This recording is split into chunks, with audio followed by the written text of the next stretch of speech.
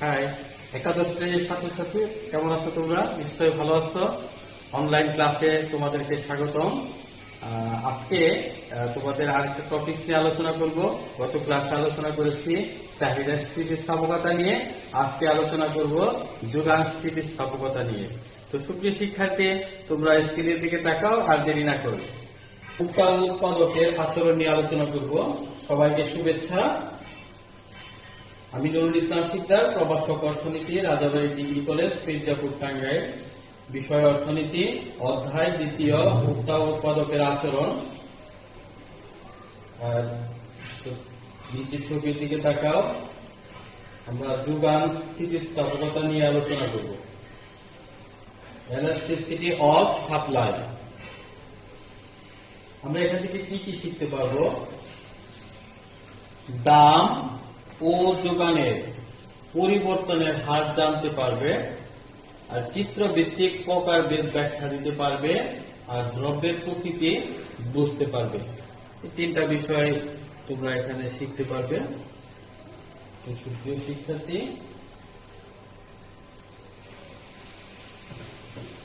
যোগান স্থিতিস্থাপকতার সংজ্ঞাটা আমরা জানি।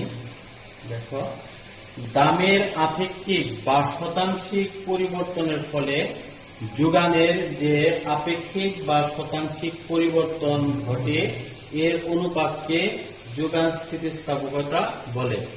সেই চাহিদার মতো তোমরা যদি চাহিদাটা খুব ভালোভাবে দেখে থাকো, তাহলে এই যোগানেও তোমার কোনো সমস্যা হবে না। আমি আবার বলতেছি, দামের আপেক্ষিক বা শতাংশিক পরিবর্তনের ফলে যোগানের যে আপেক্ষিক বা শতাংশিক পরিবর্তন ঘটে, এর অনুপাতকে যোগান স্থিতিস্থাপকতা বলে। প্রামাণ্য সংজ্ঞা। অর্থনীতিবিদ লিপসি এর মতে, দামের পরিবর্তনের ফলে যোগানের পরিমাণের যে প্রতিক্রিয়া সৃষ্টি হয়, তার পরিমাপই হচ্ছে যোগান স্থিতিস্থাপকতা।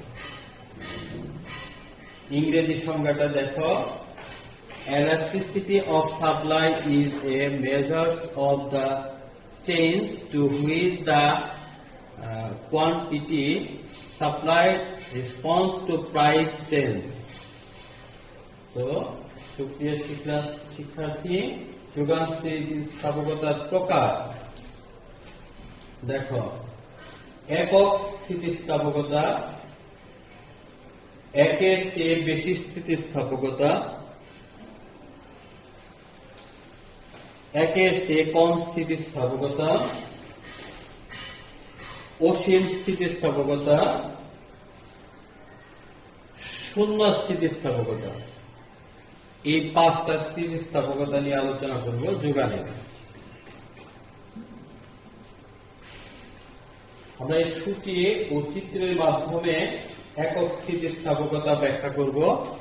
খেয়াল করো, প্রতি এককের দাম 20 টাকার থেকে কত হলো? 40 টাকা।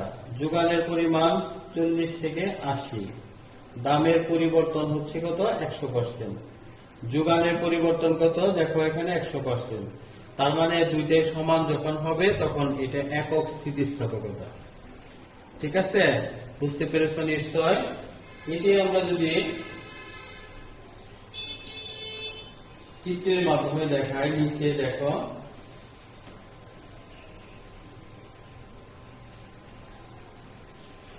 চিত্রে তোমরা দেখতে পাচ্ছ, এখানে দাম যতটুকু বেড়েছে বা কমেছে, যোগান ঠিক তত পরিমাণ তোমার কি হয়েছে? কমেছে বা বেড়েছে।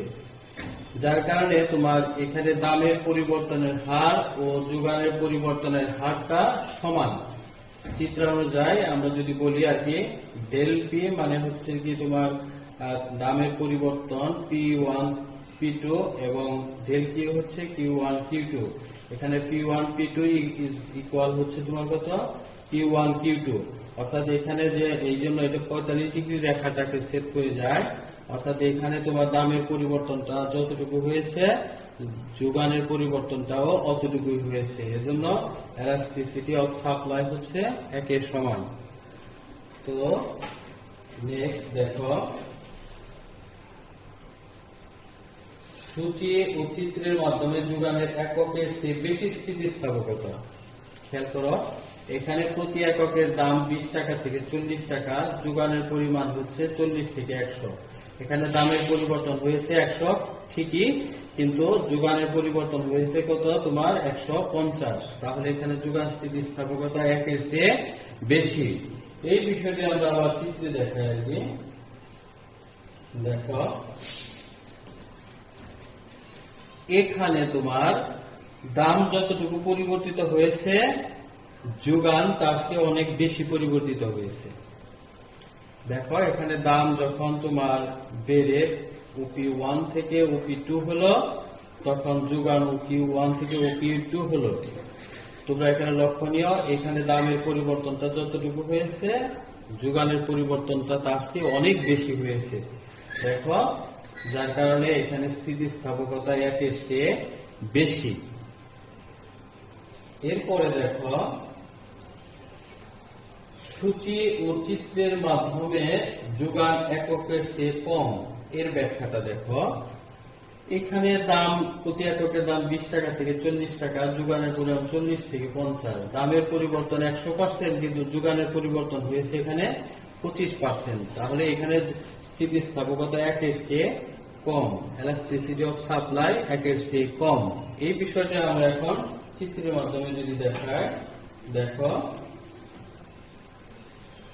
এইখানে দেখো, ওই চিত্রে কিন্তু উল্টা। দেখো, পূর্বে যে চিত্রটা দেখালাম ওই চিত্রের পুরাটা উল্টা। এখানে দামের পরিবর্তনটা OP1 থেকে OP2 এখানে অনেক বেশি হয়েছে দামের পরিবর্তন, আর যোগানের পরিবর্তন OQ1 থেকে OQ2 এখানে যোগানের পরিবর্তনটা কম হয়েছে। এখানকার দূরত্ব আর এখানকার দূরত্ব অনেক বেশি, অর্থাৎ এখানে দামের পরিবর্তনটা দেখো, এখানে del P1 P2 এবং del QS Q1 Q2, এটা কি হয়েছে তোমার দামের পরিবর্তনটা অনেক বেশি। এজন্য elasticity of supply less than 1, অর্থাৎ একের চেয়ে কম।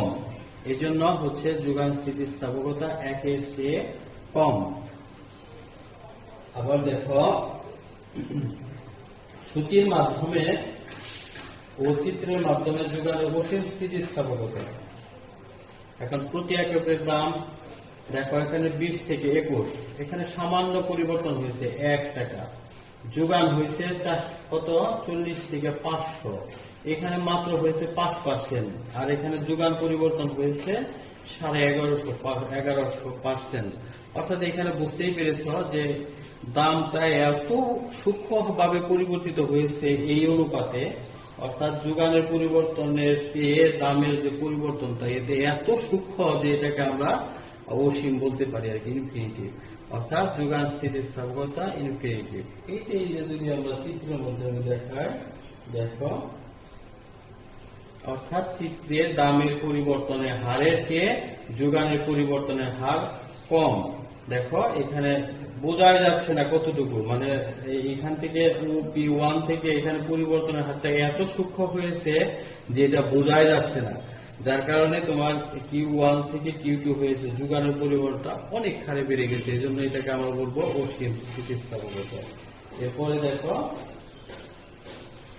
সূচি ও চিত্রের মাধ্যমে যোগানের শূন্য স্থিতিস্থাপকতা। আমরা দুইটাই দেখাই।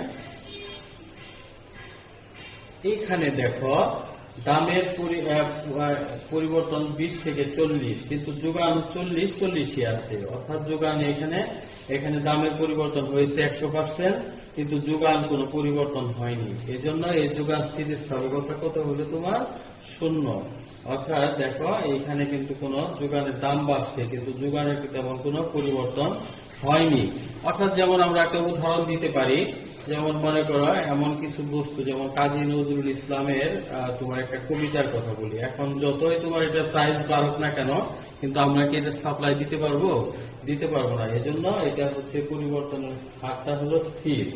টিপু সুলতানের তরবারি, এই তরবারি কিন্তু পৃথিবীতে একটাই। এজন্য এটা যতই মূল্য দেওয়া হোক, তারপরেও এটা আর আমরা বাড়াতে পারবো না। তো সুপ্রিয় শিক্ষার্থী, নিশ্চয়ই তোমরা বুঝতে পেরেছ। তোমাদের বাড়ির একটা কাজ দিয়ে দিই, সেটা হচ্ছে যে যোগান স্থিতিস্থাপকতার প্রকারভেদ চিত্রে ব্যাখ্যা করো। তো এখানে তোমরা মূল্যায়ন কি কি করতে পারবা, দ্রব্যের প্রকৃতি জানতে পারবে, যোগান স্থিতিস্থাপকতা ব্যাখ্যা করতে পারবে, এদের পার্থক্য নির্দেশ করতে পারবে। তো ধন্যবাদ সবাই। তো সুপ্রিয় শিক্ষার্থী, তোমাদেরকে ধন্যবাদ। ভালো থেকো, সুস্থ থেকো, আর নিয়মিত ক্লাসগুলো দেখো। তাহলে তোমাদের যদি এতটুকু উপকারে আসে তাহলে নিজেকে ধন্য মনে করবো। আল্লাহ হাফেজ।